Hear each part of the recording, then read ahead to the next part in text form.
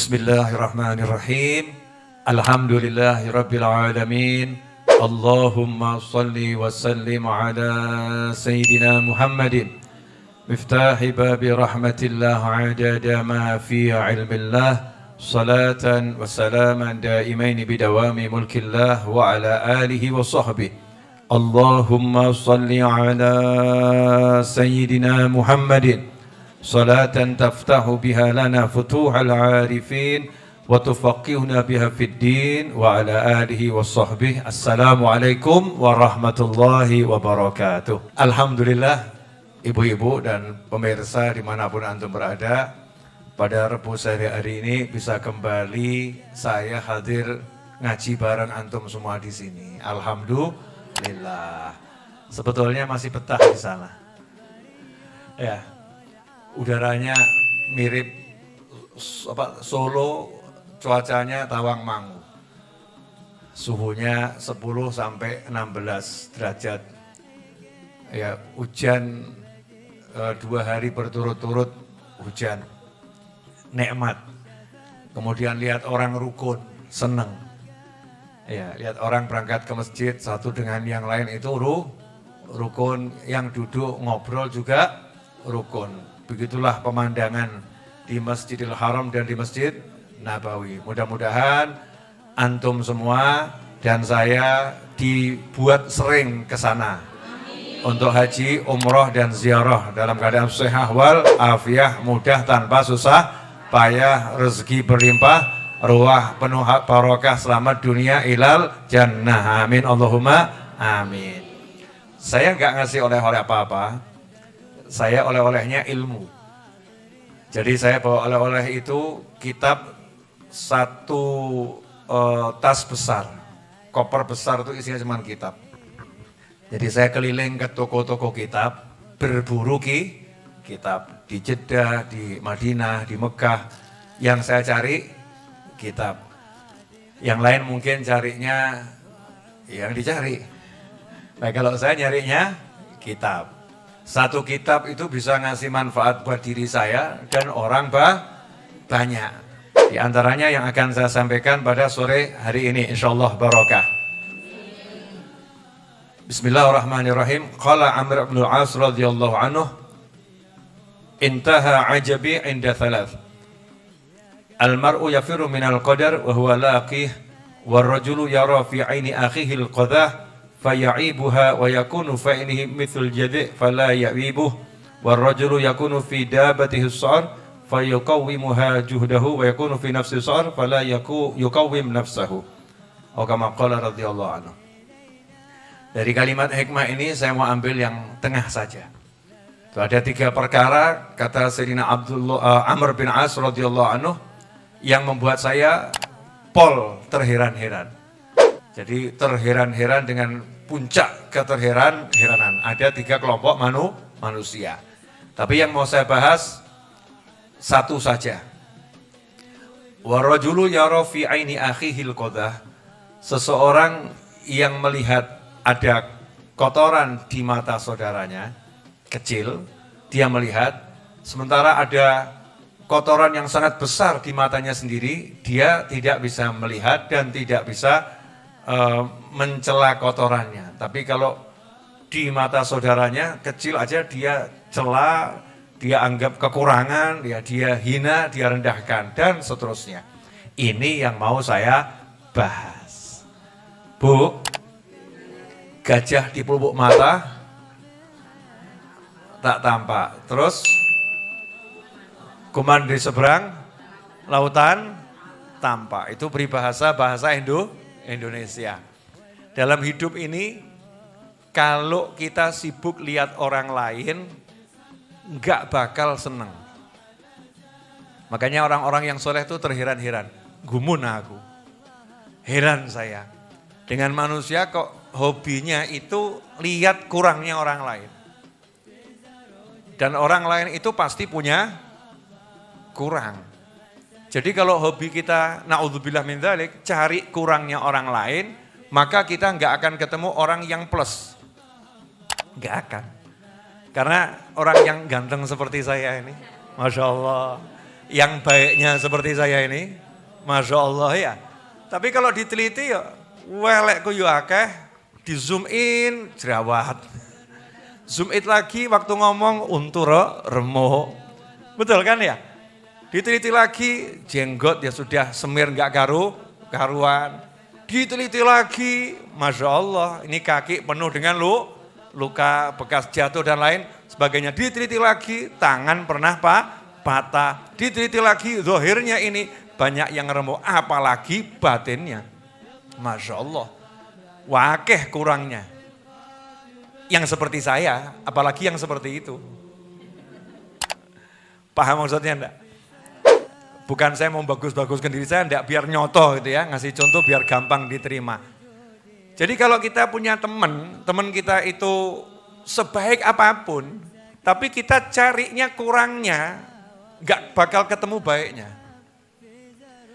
Nanti ada kalimat, wonge apik, tapi ada enggak kalimat gitu?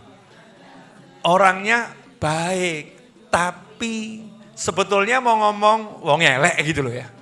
Tapi ben rodok pantes, ben gak ketok kroso ngelek-ngelek, kalimat depannya orangnya baik, tapi A, B, C, D, E, F, G, H, I, J, K, terus Z ditambah lagi, Z1, Z2, Z3, Z4, sekentean huruf gitu kan ya. Saking banyaknya catatan yang dia buat untuk saudaranya tersebut. Tidak bakal ketemu orang yang plus. Kecuali Nabi Muhammad Sallallahu Alaihi Wasallam. Itu pun Kanjeng Nabi SAW kalau yang lihat bukan orang beriman, ya tetap dicacat. Betul kan ya? Tetap dibilang kurang ini, kurang itu dan lain sebagainya. Itu manusia yang gak bakal bahagia. Kalau hidupnya suka cari minusnya, kurangnya, kotorannya, kesalahannya, kekurangannya orang lain. Berarti kalau pengen bahagia, jangan lihat kurangnya orang, lihat kurangnya dirinya sendiri. Tak jamin ya Bu, jenengan kalau masuk neraka nggak ada yang ngurusi. Insya Allah masuk surga. Betul ya? Setiap orang itu sibuk ngurus dirinya sendiri. Sementing aku selamat. Kan begitu ya. Kecuali wali-wali yang luar biasa. Sibuk memikirkan umat Islam agar semua masuk surga. Tapi kalau orang lain itu cari selamatnya masing-masing. Maka jangan sibuk cari kurangnya orang. Cari kurangnya kita biar kita selamat. Oh, saya ini kok kurang ngaji. Berarti ngajinya harus tak tambah. Oh, saya kok kurang sholat ya. Berarti sholatnya harus saya tambah. Oh, saya kok kurang sodakoh ya. Berarti sodakohnya harus saya tambah. Oh, saya kok kurang zikir tahlil ya. Berarti zikir tahlilnya harus saya tambah. Oh, saya kok kurang istighfar ya. Berarti istighfarnya harus saya tambah. Setelah dibuat list, ternyata aku kurang kabeh. Istighfar kurang, sholawat kurang, tahlil kurang, tasbih kurang, tahmid kurang, sodakoh kurang, tahajud belas, duha hilang. Ngaji meh gak tahu ya, hampir gak pernah. Sedekah kadang kalau toh ada ya pelit pol. Kita ini ya, bukan mikir orang lain. Berat kita kalau buat sodakoh, begitu buat makan nyah-nyoh. Makan habis ratusan ribu gampang, beli daster ratusan ribu gampang, sedekah wangel. Siapa itu? Kita. Jangan ngurus orang lain. Dandani. Oh, sholat tak tambah, ngaji tak tambah, sholawat tak tambah, istighfar tak tambah, sodako tak tambah, tahajud dimulai, duha dikembalikan. Kalau udah begitu, yang jadi baik siapa? Kita sendiri. Nah kalau kita baik, yang senang siapa? Nomor satu kita sendiri. Nomor dua, orang lain juga jadi ikut senang, karena setiap ada orang yang baik, sebelah-sebelahnya itu ketularan barokah, ketularan rahmat. Karena kalau Allah cinta sama satu orang, yang sebelahnya itu ikut disayang sama Allah Ta'ala. Ya ikut disayang sama Allah Subhanahu wa Ta'ala. Tonggone sopo? Tetangganya dia, ya wis kayak ono. Kan begitu ya. Dilihat gara-gara siapa? Gara-gara punya tetangga orang yang baik. Jadi kalau kita jadi baik, yang untung siapa? Ya kita sendiri. Tapi kalau kita nyari cacatnya orang, apakah orang itu akan jadi baik? Enggak. Apakah kita akan jadi baik kalau lihat cacatnya orang? Enggak. Akhirnya apa? Orang lain enggak jadi baik, kita pun enggak jadi baik. Berarti kita jadi apa? Tambah buruk. Yang senang siapa? Setan. Setannya senang. Makanya yuk ya kita sibuk lihat cari kekurangan kita sendiri. Karena itu dikatakan oleh para ulama, orang yang berakal, jenengan termasuk berakal enggak? Allah ngaku-ngaku. Ya insya Allah, ya insya Allah. Insya Allah antum sama saya ini insya Allah masuk orang berakal. Walaupun tingkat keberapa ya. Orang yang berakal itu ciri-cirinya dalam satu hari 24 jam dia punya satu waktu khusus. Waktu khusus entah berapa menit atau berapa jam, dia menyendiri untuk ngitung salahnya. Nah, sampai di sini kok kata aku orang ya. Kelihatannya saya enggak yang itu. Orang yang dagang itu kalau yang pinter, dia pembukuannya bagus atau enggak bagus? Bagus. Tiap hari dicek yang laku barang yang mana, betul kan? Ini untung atau rugi, dicek keluar masuknya besar mana. Yang merugikan segera sama dia singkirkan. Jangan kulaan barang inilah lagi, tidaklah laku, bahkan harganya jatuh. Akhirnya dia sukses, tapi urusan al-fulusu, duit. Nah, bagaimana kita urusan akhirat itu sukses? Bu, saya udah lihat orang dikubur, Bu, asli. Jangan juga lihat toh. Orang digotong jadi jenazah dikubur. Walaupun diteriakan tahlil la ilaha illallah tetap mati. Betul ya? Enggak kemudian kalau ditahlili hidup lagi. Mati. Saya udah lihat yang tadinya badannya kekernya luar biasa. Tiba-tiba enggak bisa obah, setelah itu enggak bisa ambekan, setelah itu dikubur. Betul. Artinya sepuronipun ingkang kathah bari kiawakmu mati, tak jamin. Tapi jangan cepet-cepet. Terutama ibu saya panjang umur gitu ya. Sehat wal afiah fi taatillah. Insyaallah. Tapi mau panjang umur seberapapun kira-kira ibu-ibu bakal pindah kuburan enggak? Pindah kuburan. Betul. Nah kalau udah pindah kuburan itu yang bisa membuat kita senang apa? Duit. Duit yang dijadikan amal, betul. Iya. Jadi amal soleh. Lah amal soleh itu kalau kita enggak dandani diri kita bisa jadi soleh enggak? Enggak bisa. Makanya pelajaran yang saya dapat dari perjalanan umroh kemarin nomor 1, dandanono awakmu dhewe, selesai. Saya itu ditemani teman saya, orang turunan Madura tapi lahir di Mekah. Kalau lihat modelnya, jenengan mesti rada kok kaya ngono gitu ya. Maksudnya celana panjang, pakai baju biasa, kadang jaketnya kulit, pakai sepatu, modelnya begitu. Tapi hafal 30 juz. Begitu ngimami, suaranya, waduh Habib Novel kalah jauh. Kalah pakai jauh, luar biasa. Setelah itu saya ketemu sama keluarganya, bapaknya guru di Masjidil Haram 19 tahun, kurang lebih. Anaknya hafal Quran semua, tinggal yang paling kecil udah 15 juz. Modelnya biasa-biasa saja. Makanya kalau kita sibuk neliti modelnya orang, sing liyane hafal Quran, awakmu turutan gak hafal. Yang lain hafal juz 30, kita juz 30 aja. Yang lain hafal 30 juz, kita juz 30 aja enggak hafal. Yang hafal, ya merek-merek juz itu. Juz apokat dan lain sebagainya. Tapi juz 30 enggak hafal. Jadi jangan menilai orang dari kekurangannya atau dari penampilannya. Atau bahkan jangan pernah nilai orang. Wis sudah selesai. Enggak bakal untung. Tidak mungkin untung kalau kita menilai orang. Dah misal ya, ada orang jelek nyoto welek gitu. Terus mbok nilai. Kayak nilainya minus 300. Manfaatnya apa? Nyata orang itu jelek, pezina, pemabuk, nyata mendem, nyata zina.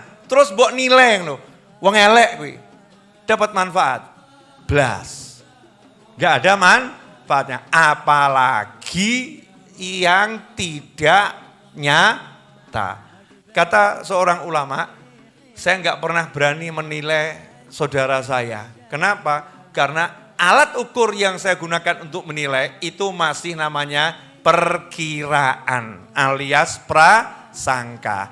Ketoke kelihatannya mungkin kira-kira. Sementara kalau saya nilai diri saya sendiri, saya jelas nyata-nyata tahu jeleknya saya. Maka begitu saya bandingkan yang jelas nyata elekku, eleknya dulurku masih tanda tanya. Berarti aku sing elek, aku yang jelek. Makanya aku nggak pernah berani menilai orang lain. Hidup kalau begitu enak atau enggak enak? Enak. Saya kasih ibu-ibu ilmu. Dah, ini ilmu penutup. Mari kita maghrib. Ya, ilmu penutup. Bu, ada satu orang di kampung kerjanya menilai halamannya orang lain. Latarnya orang dinilai. Latarnya kayak resik, sing kayak resik, sing kayak reget, sing kayak tandurannya welek. Sing kae kakek bocah pelayon, sing kae. Tapi dia nggak pernah bersihkan latarnya. Nggak pernah bersihkan halamannya, nggak pernah nyapu. Sementara yang lain, ada yang sibuk nyapu halamannya, ada yang sibuk nandur, ada yang nyirami. Orang lain merasakan latarnya jembar, latarnya enak, tumbuhannya tumbuh juga dilihat enak. Sementara dia mengotori pandangannya sendiri, ngotori hatinya sendiri dengan lihat yang nggak enak. Yang rugi siapa? Siapa yang rugi kira-kira? Makanya aku saya Beb iki wong elek ben. Ya, saya nggak mau mengotori pandangan saya dengan melihat yang nggak enak. Saya nggak mau mengotori pendengaran saya dengan mendengar yang nggak enak. Sebab nonton atiku dhewe wis gak enak. Luwih ucik atiku tak gawe penak. Saya perbaiki hati saya sendiri. Mohon maaf sahabatku yang ada di Singapura sama di Malaysia. Sore ini saya banyak ngomong bahasa Jawa. Kenapa? Kangen basa Jawa. Kangen bahasa Madura dan bahasa Arab di sana. Karena lagi-lagi sampai di sana saya ketemunya orang Madura. Giliran saya ajak bahasa Arab, dia ngomong sama temennya bahasa Madura. Akhirnya saya ngomong sama teman saya bahasa Jawa. Noleh deh, gak mudeng soalnya. Dia bisa bahasa Madura, bisa bahasa Arab, tapi nggak bisa bahasa Jawa. Aku ya pede, aku yang duwe bahasa. Ya, bahasa Jawa. Jadi begitu ibu-ibu dan pemirsa dimanapun antum berada. Saya mau ngajak diri saya sadar, jenengan mau ikut sadar bareng saya, alhamdulillah. Kalau enggak mau ya orang ngurus aku. Tak dongakno muga-muga sadar. Tapi kalau tak pikiri kan yang jeglek dewe.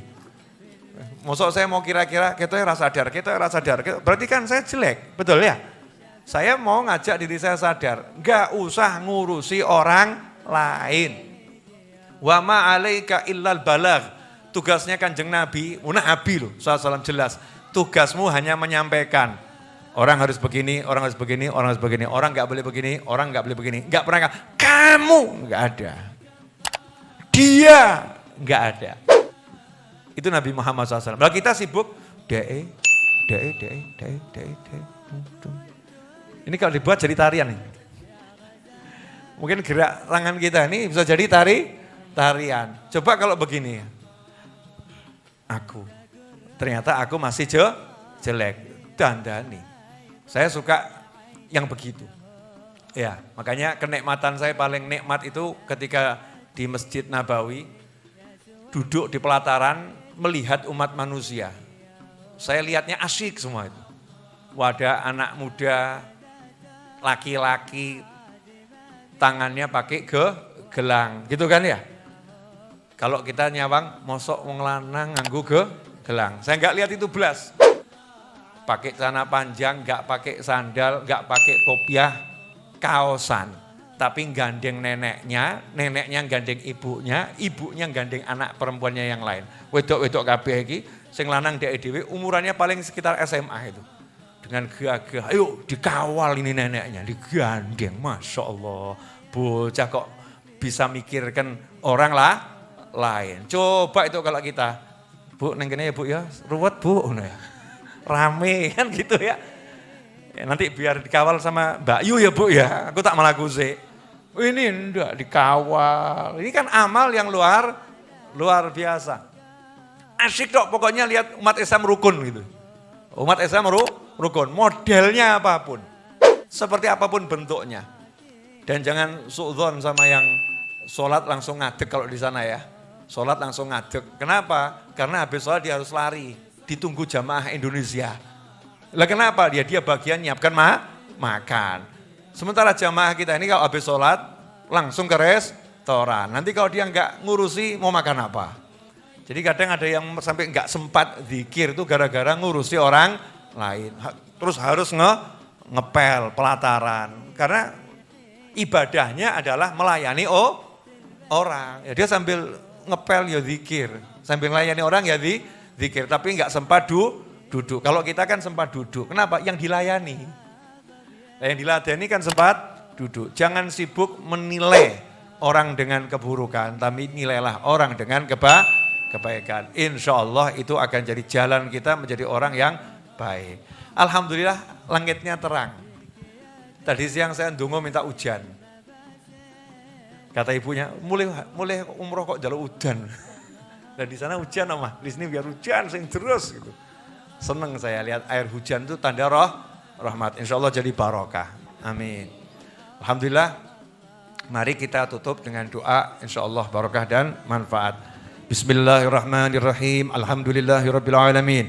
Allahumma salli wa sallim ala Sayyidina Muhammadin wa ala alihi wa ashabihi ajma'in. Ya Rabbi salli ala Muhammad wa ballighil kulla matlab. Ya Rabbi salli ala Muhammad wa ballighil kulla matlab. Ya Rabbi salli ala Muhammad wa ballighil kulla matlab. Allahumma ighfir lana wa liwalidina. Allahumma ighfir lana wa liwalidina. وارحمهما كما ربيانا صغارا ربنا هب لنا من أزواجنا وذرياتنا قرة أعين واجعلنا للمتقين إماما يا حنان يا منان يا فتاح يا رزاق يا غني يا مغني اللهم اكفنا بحلالك عن حرمك وأغننا بفضلك عمن سواك اللهم تقبل hadhi da'awat wa ajil lana bil bisyarat. Ya Allah, terimalah ibadah seluruh umat Islam. Ya Allah, terimalah ibadah seluruh orang yang berumrah. Ya Allah, terimalah ibadah seluruh orang yang tawaf. Ya Allah, terimalah ibadah seluruh orang yang sa'i Safa dan Marwah. Ya Allah, terimalah seluruh orang yang beribadah kepadamu dari umat Nabi Muhammad sallallahu alaihi wasallam. Ya Allah, ampuni umat Rasulullah. Ya Allah, rahmati umat Rasulullah. Ya Allah, beri kenyamanan hati untuk umat Nabi Muhammad sallallahu alaihi wasallam. Ya Allah, yang sedang sedih ganti dengan kebahagiaan, yang sedang sempit ganti dengan kelapangan, yang sedang susah ganti dengan kesukacitaan, yang sedang bermasalah ganti dengan segala hal yang menyenangkan, yang sedang sempit rezekinya ganti dengan kelapangan rezeki, yang sedang terlilit hutang bebaskan dari hutangnya.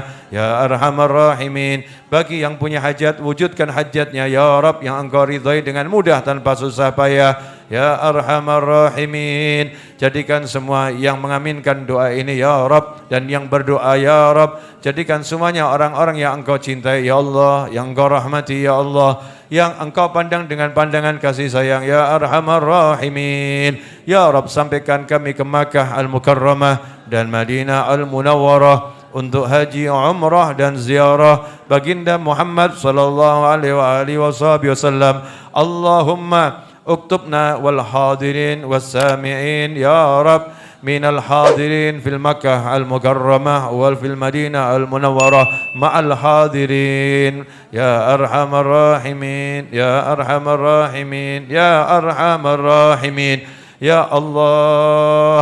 Jadikanlah anak keturunan kami semua orang-orang yang Engkau cintai, selamat dunia, selamat akhirah, mulia dunia, mulia akhirah. ربنا آتنا في الدنيا حسنة وفي الآخرة حسنة وقنا عذاب النار وصلى الله على سيدنا ومولانا محمد وآله وصحبه وسلم والحمد لله رب العالمين على هذه النية وعلى ما نوى حبيبي علي وإلى حضرة النبي صلى الله عليه وسلم الفاتحة.